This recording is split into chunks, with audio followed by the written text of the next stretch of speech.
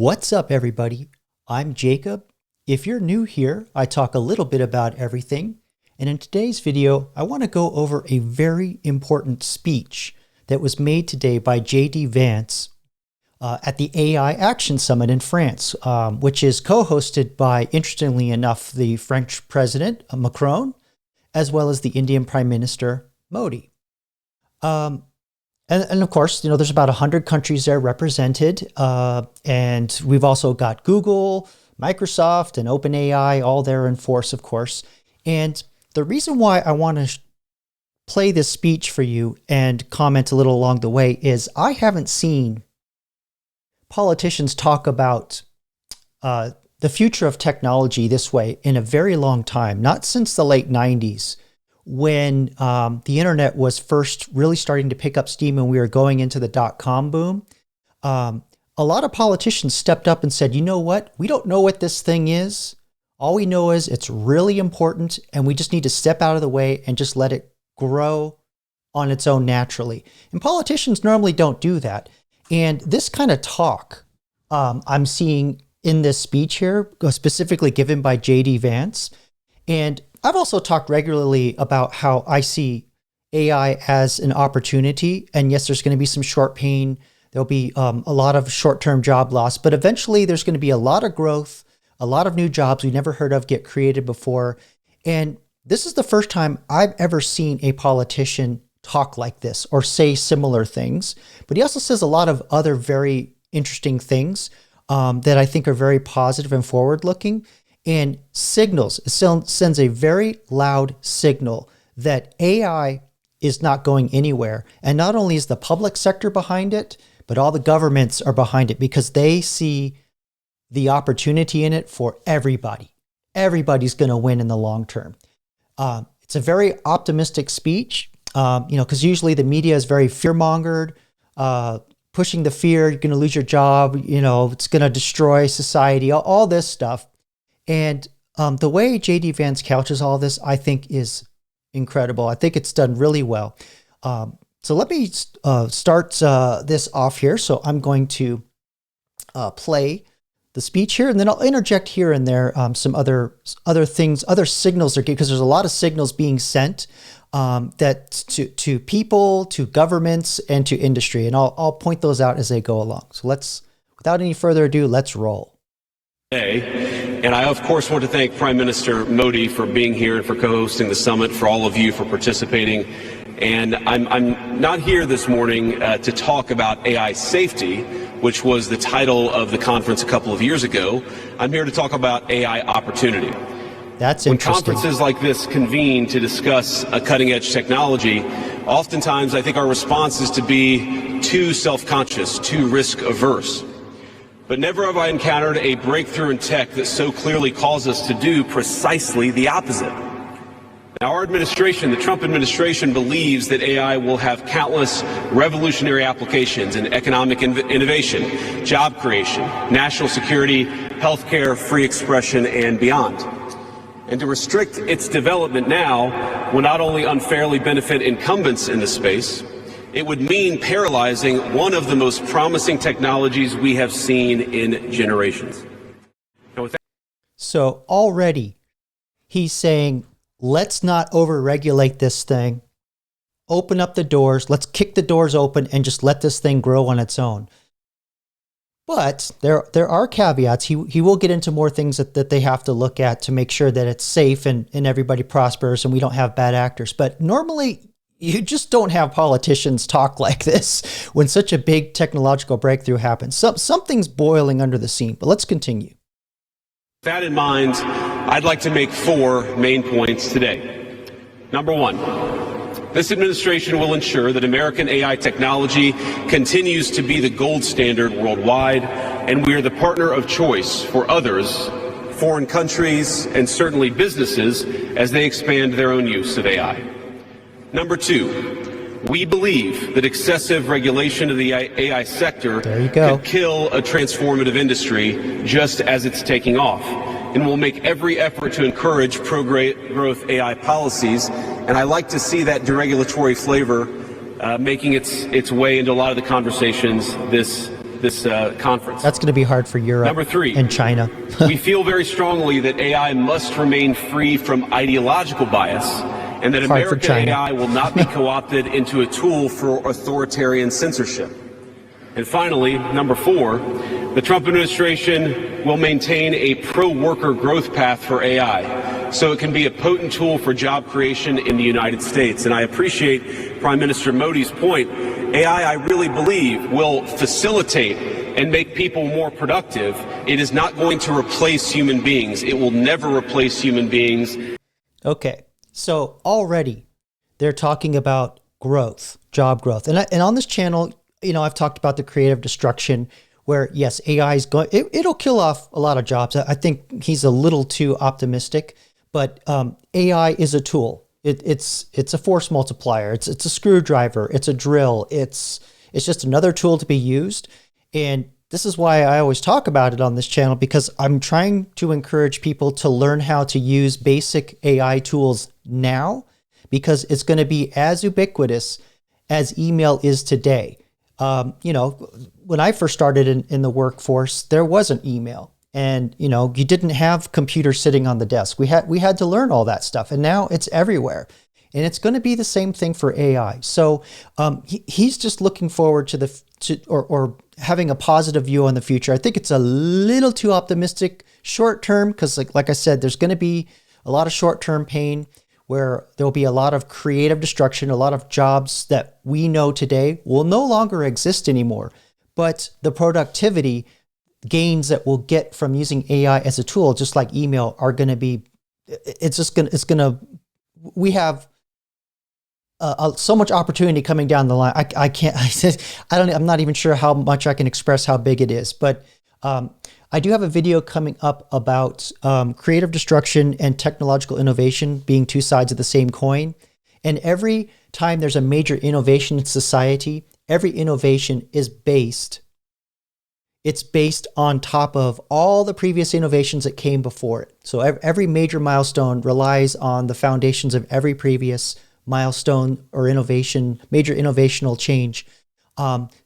You know, starting with the steam engine, going all the way up to the information age with electricity and all that, data, information age.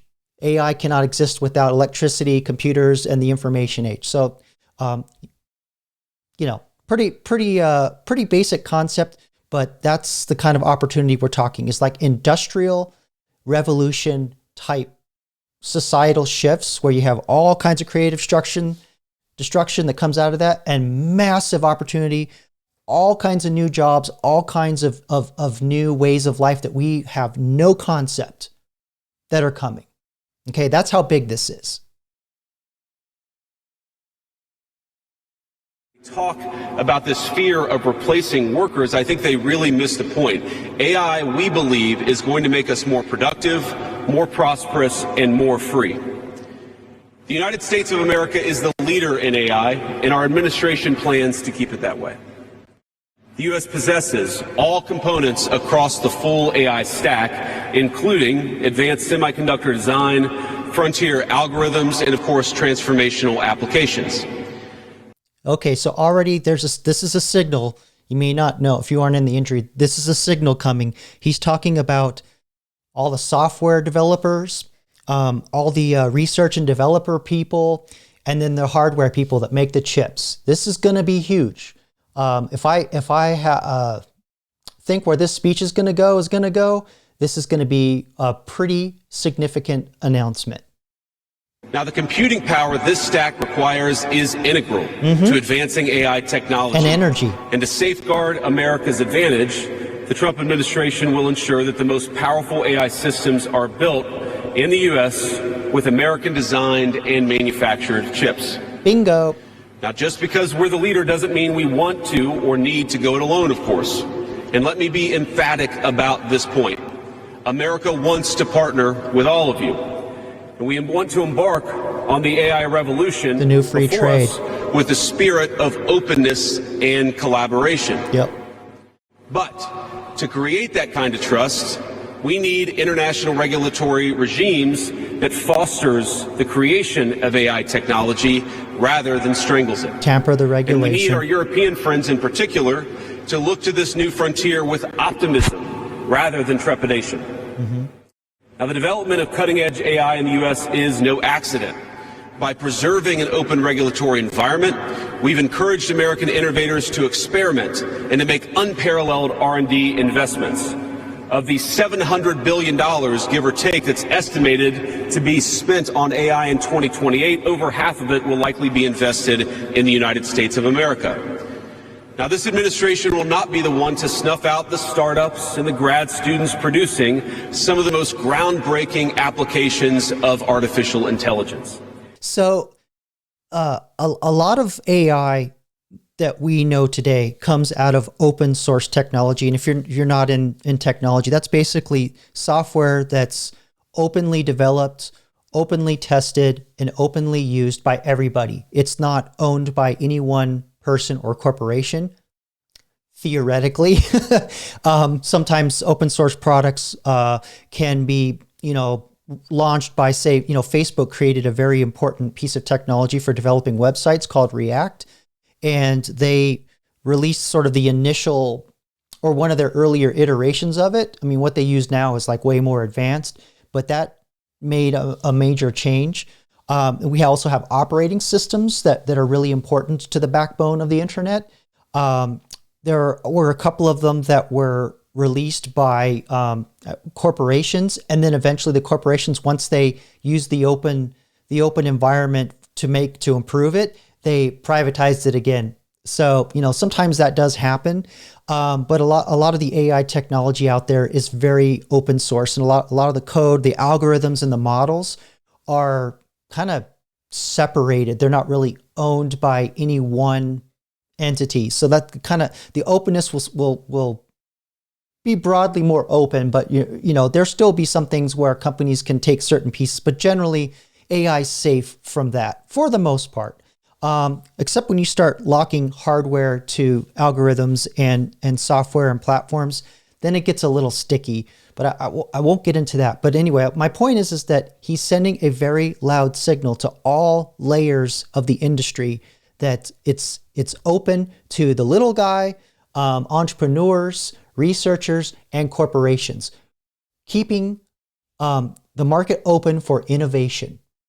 Because AI is a force multiplier, and the amount of opportunity and growth that's going to come out of that, if you lift those restrictions like that. And don't get me wrong, there's bad actors.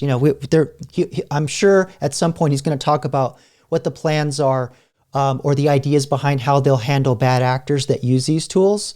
But that's the problem with any technology. There's always going to be someone that'll pervert something that was designed for good intent, and it always, can be used for bad. This happens with every technology that we had. I mean, look what happens on the internet with websites and hackers and people doing ransomware and all that kind of stuff. But yeah, keep it open. Don't overregulate it. Let's open this up and just let the innovators innovate, and everybody will benefit. That's basically what he's talking about. Instead, our laws will keep big tech, little tech, and all other developers on a level playing field. Now, with the President's recent executive order on AI, we're developing an AI action plan that avoids an overly precautionary regulatory regime while ensuring that all Americans benefit from the technology and its transformative potential. Now, we invite your countries to work with us and to follow that model if it makes sense for your nations. However, the Trump administration is troubled by reports that some foreign governments are considering tightening the screws on U.S. tech companies with international footprints. Now, America cannot and will not accept that, and we think it's a terrible mistake, not just for the United States of America, but for your own countries.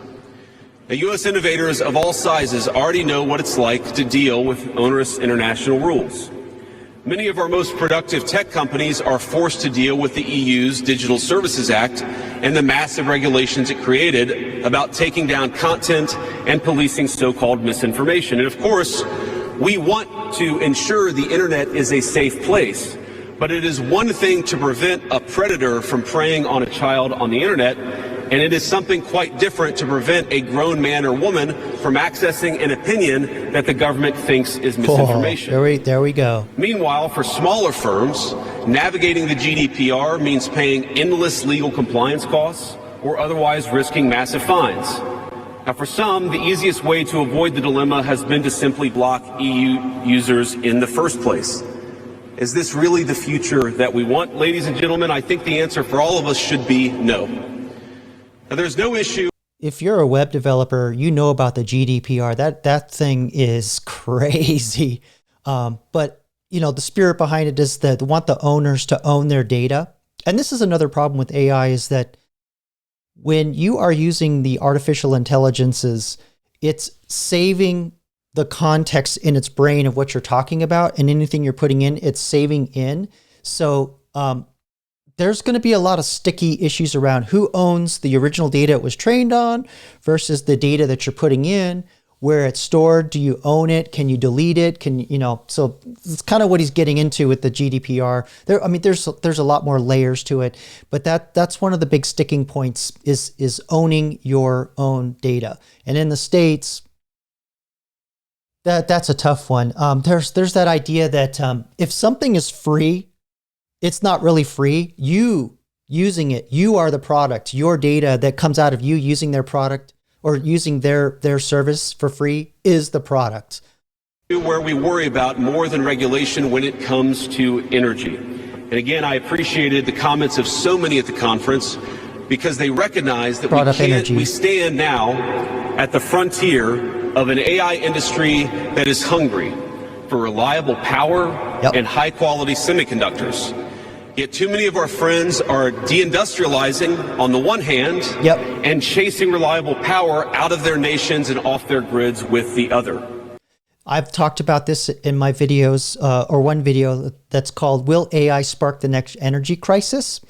And a lot of these companies, to get around this deindustrialization he's talking about, and even in the US to a degree, we just don't have enough of the green energy that the companies want to use. So they're looking at nuclear. You know, and France, nuclear energy is very mature. They've had it for decades, in other parts of Europe too. And in the States, we're starting to look at getting back into it again. The Carter administration, due to some debacles, mainly 3 Mile Island and some you know, waste problems with nuclear waste, decided to basically tamper down everything that was going on and that the Department of Energy was doing. And they were just on the cusp of scaling up a breakthrough that actually made the waste a lot less dangerous, nuclear energy safer in general. There were a lot of innovations that were getting ready to come online, and America just totally missed that wave of innovation. And you know, so now nuclear energy is starting to make its way back around. This is because AI is very energy hungry. And something else that I'll talk about in another video is that AI is very space hungry. Real estate. That one's going to be interesting. Anyway, moving on. The AI future is not going to be won by hand-wringing about safety. It will be won by building, from reliable power plants to the manufacturing facilities that can produce the chips of the future. Now, at a personal level, what excites me most about AI is that it is grounded in the real and the physical economy. There you go. The success of the sector isn't just a matter of smart people sitting in front of a computer screen and coding. Real estate, it depends hardware, on those who work with their hands. Energy. Even as robotics will change our factories. Maintenance on robots. It will certainly make our healthcare providers better at treating diseases, but all it will new jobs. Also depend on the data produced by those healthcare providers, by those doctors and nurses. I believe it will help us create and store new modes of power in the future. But right now, AI cannot take off unless the world builds the energy infrastructure to support it. Huge problem. Now, it's my view that tech innovation over the last 20 years has often conjured images of smart people staring at computer screens, engineering in the world of bits. But the AI economy will primarily depend on and transform the world of atoms. Now, at this moment, we face the extraordinary... So again, he's talking about all the resources that are needed to physically store the data, transfer the data around, pull the cables, build the buildings, create the chips. I'm sure he's gonna probably talk about building chips in America, because that's another whole nother issue around security. Some of the companies that are building these chips, have nefarious associations. That's all I'll say about it at the moment. But yes, there's going to be a very physical connection to AI, believe it or not. Unlike the internet, when it, yes, there was infrastructure and stuff, but it was a very, very limited to a very small sector. And the benefits from that didn't really come until maybe 5, pushing 10 years later, when all the innovations that came around e-commerce and all the businesses started using websites to sell all their stuff online. It's created a whole bunch of other problems, like it killed off, brick and mortar. But initially, brick and mortar kept kicking e-commerce's butt because they couldn't scale up.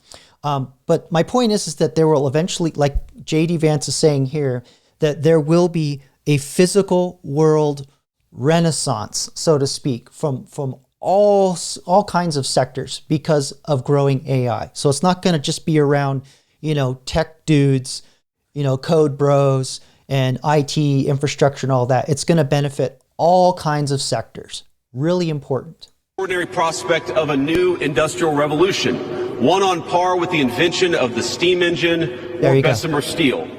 But it will never come to pass if overregulation deters innovators from taking the risks necessary to advance the ball.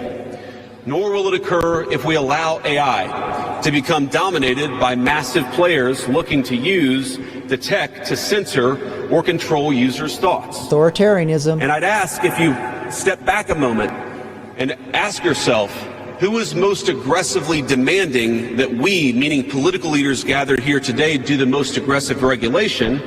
It is very often the people who already have an incumbent advantage in the market. And when a massive incumbent comes to us asking us for safety regulations, we ought to ask whether that safety regulation is for the benefit of our people or whether it's for the benefit of the incumbent. Busted. There was, he might be alluding to people using social media to do a little narrative nip and tuck here and there, maybe.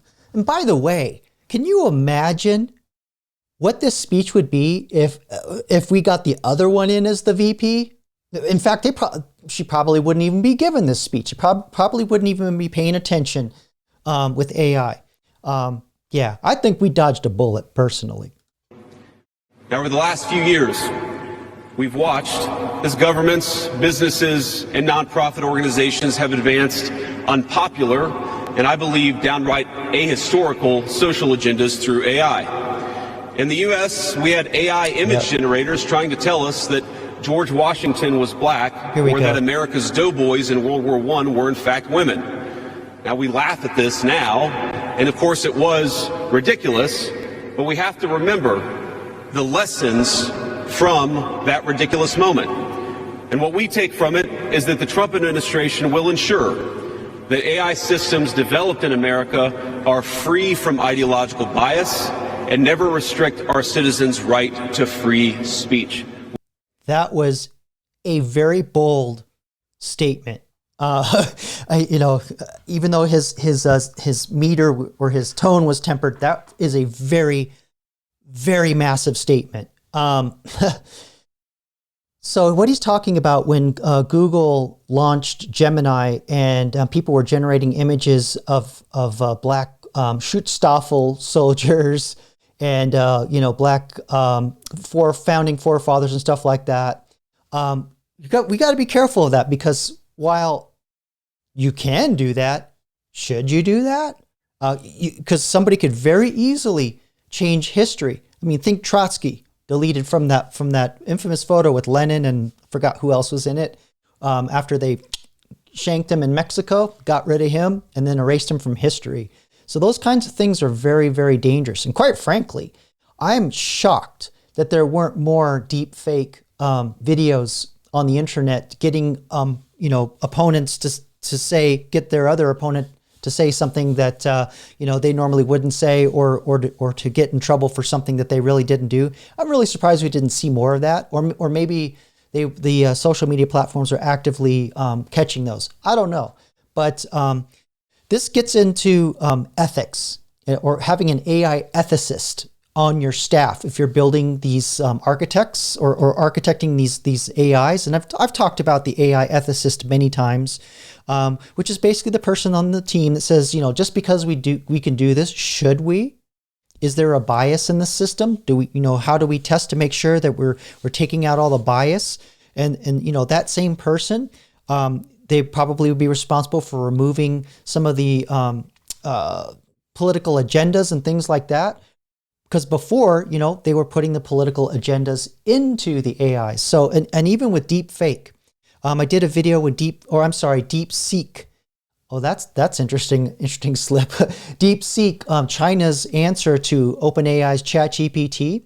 My mentor and I sat down and toyed around with DeepSeek, and he jokingly started asking the DeepSeek AI about different political situations around Taiwan, right? And the AI kept saying, "Oh, I don't want to talk about that right now," or I can't discuss it right now." So this is where it gets dangerous. And we've already experienced a lot of this just through social media. We've experienced this through search engines and how search results and all of that. There has been definitely an active measures put into place to maintain a narrative, and now it's come out with U.S. aid. Money going towards different news outlets and different interests to maintain the narrative. And that statement that JD Vance made scares a lot of people, scares them to death. That was a huge, bold statement. Don't underestimate that. We can trust our people to think, to consume information, to develop their own ideas, and to debate with one another in the open marketplace of ideas. Now, we've also watched as hostile foreign adversaries have weaponized AI software to rewrite history, surveil users, and censor speech. This is hardly new, of course. As they do with other tech, some authoritarian regimes have stolen and used AI to strengthen their military, intelligence, and surveillance capabilities, capture foreign data, and create propaganda to undermine other nations' national security.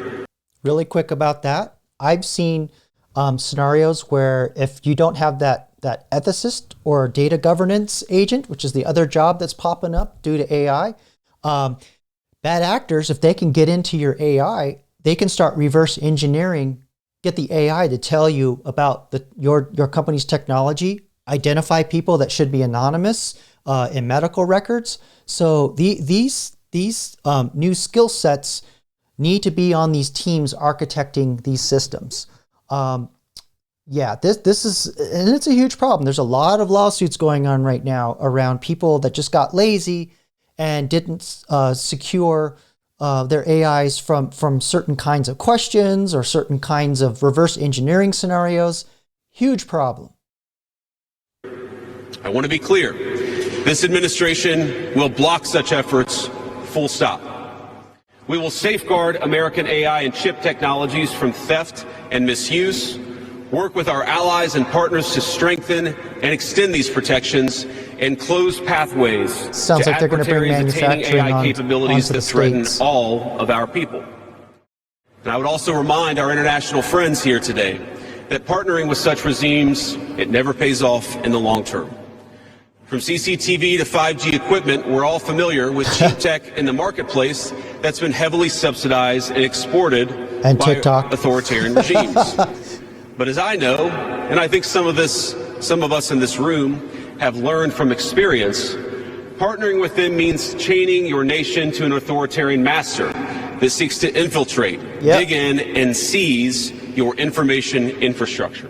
Okay, so again, talking about the infrastructure, so putting stuff in your chips, putting stuff in your software. There's been talk about TikTok is being used to spy on people. Putting backdoors into chips or hardware or phones in the TVs There's been rumors of this for years.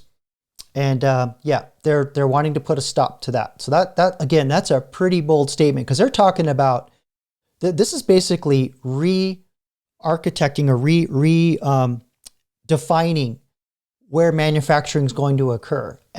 So this is kind of getting into the Trump tariffs, where he's getting raising all these tariffs to force all these companies to basically come onto American soil and do the manufacturing here. If they want to sell their products here in the States, but also the jobs around that and the security, the technical security. Kind of a gray area, kind of a questionable area personally, because how much authority does a company have to keep, or a government have to go into a company and look at the technology to make sure it's safe?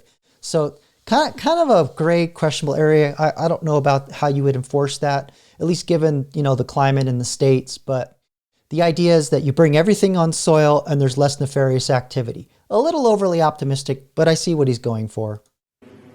Should a deal seem too good to be true, just remember the old adage that we learned in Silicon Valley. If you aren't paying for the product, there you go. You are the product. There you go. Finally, this administration wants to be very clear about one last point.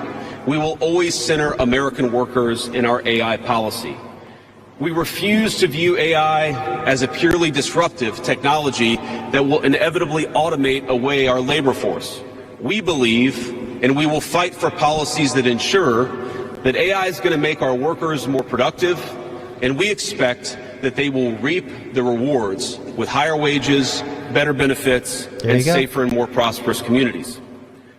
So again, he's looking at AI as a force multiplier, as a tool like email to be used by workers. And most politicians don't understand AI to this level. He understands it. There's, again, this has just been the knee-jerk reaction of a lot of politicians. But I'm going to stop the speech here because it's getting a little long. But I just wanted to interject a little bit to explain why I've been making the AI videos the way I've been making them. I'm not going to go into the whole fear mongering and all that stuff that you're always hearing in the media. I think the same way. I think that AI is going to eventually lead to a massive boom of opportunity. And we have no idea at this point, like how big it is. And I remember the early days of the internet when people were talking about all kinds of weird stuff like, oh, you can order a pizza and have it sent to your house. And it's like, what are you talking about? You just pick up the phone. Why would anybody do that? Why, how would you even pay for it? You got to use, give them cash or money, why you're not going to use your credit card? I just remember thinking like that when the internet first came out. And, a lot of people kind of think the same way about AI, that it's ridiculous. And if you are older, even if you're in your 50s, I think it would be a huge mistake, because a lot of my viewers are 50 plus. It would be a huge mistake to ignore AI. You should at least be learning prompt engineering. And that's why I'm eventually going to be doing a course on it, just a really basic course. And it's going to be a fundamental skill, just like using a mouse, typing on a keyboard, because remember when in the old days when you had to put on your resume how many words you type per minute, that you could use Microsoft Word or a word processor. You don't put that on your resume anymore because it's assumed that you do. Everybody knows how to type. Everybody knows how to use a mouse. Everybody knows how to use a computer. That's how ubiquitous AI is going to become. Anyway, if you like this kind of content, please like and subscribe. Comment below. Tell me what you think. And in the meantime, catch you in the next one. Peace.